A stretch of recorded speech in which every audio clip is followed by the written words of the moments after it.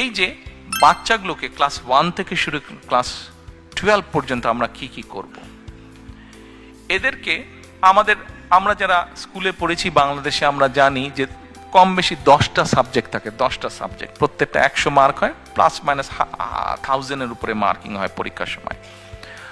আমাদের চিন্তা ভাবনা হচ্ছে যে আমরা সরকার থেকে আমরা ধরেন 5টা খেলা, যেই খেলাগুলো আমাদের ছেলে মেয়েরা খেলে, শুধু ছেলেদের জন্য না, অবশ্যই মেয়েদেরকে আমরা এটাতে ইনক্লুড করছি, ছেলে বা মেয়েরা সাধারণত যেগুলো খেলে ধরেন 6টা খেলা, যেগুলো কিছু থাকবে কমন, কিছু থাকবে পার্টিকুলারলি ছেলেদের জন্য, পার্টিকুলারলি মেয়েদের জন্য। আমরা এই খেলাগুলোকে কম্পালসারি করবো অ্যাজ এ সাবজেক্ট। বাচ্চা নিজে চুজ করে নেবে, বাচ্চা নিজে চুজ করে নেবে সে কোনটা। কেউ যদি ফুটবল খেলতে চায় ও ফুটবল খেলবে, কেউ যদি ব্যাডমিন্টন খেলতে চায় ও ব্যাডমিন্টন খেলবে, ও কিন্তু ওকে খেলতেই হবে, একটা স্পোর্টস ওকে করতেই হবে, কম্পালসারি।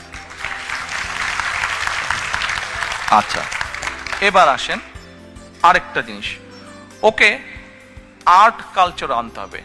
শুধু পড়ালেখা অবশ্যই দরকার একটা জাতির জন্য, কিন্তু শুধু পড়ালেখা করলে হবে তো না। আর্ট কালচার যদি একটা জাতি না জানে তো কেমন করে হবে? আর্ট এবং কালচার জানতে হবে, হিস্ট্রি জানতে হবে, আবার হেরিটেজ জানতে হবে। আমার হিস্ট্রি না জানলে তো হবে না। কাজেই আমরা চাই আমাদের বাচ্চারা ছবি আঁকা শিখবে, গান শিখবে, কিভাবে মিউজিক ইনস্ট্রুমেন্ট বাজাতে হয় শিখবে। সরকার ব্যবস্থা করবে, এডুকেশন ডিপার্টমেন্ট থেকে ব্যবস্থা করবে কয়েক ধরনের মিউজিক ইকুইপমেন্ট, গান শেখার ব্যবস্থা করবে। বাচ্চা চুজ করবে সে গান শিখবে নাকি সে ইনস্ট্রুমেন্ট। যেমন ব্যক্তিগতভাবে যদি আমাকে বলতে, আমার ছোটবেলা থেকে খুব ইচ্ছা ছিল কিবোর্ড বাজানোর। আমি গিটার প্র্যাকটিস কয়েকদিন শুরু করেছিলাম, কিছুদিন করেছিলাম, কমপ্লিট করতে পারিনি। হাওয়াইয়ান গিটার আমি বাজাতাম, আমার ইচ্ছা ছিল, হয়নি কোনো কারণে।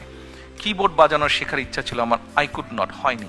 আমার এরকম অনেক বাচ্চা আছে যারা চায়, কিন্তু ফ্যামিলি প্রবাবলি এফোর্ড করতে পারে না, ফ্যামিলি এফোর্ড করতে পারে না। তো ফ্যামিলি যখন এফোর্ড করতে পারে না, তাহলে কি এটা স্টেটের রেসপন্সিবিলিটি না যে সেই বাচ্চাটাকে তার যে কোয়ালিটিটা আছে সেটা সে যাতে প্রকাশ করতে পারে? এটা তো স্টেটের রেসপন্সিবিলিটি।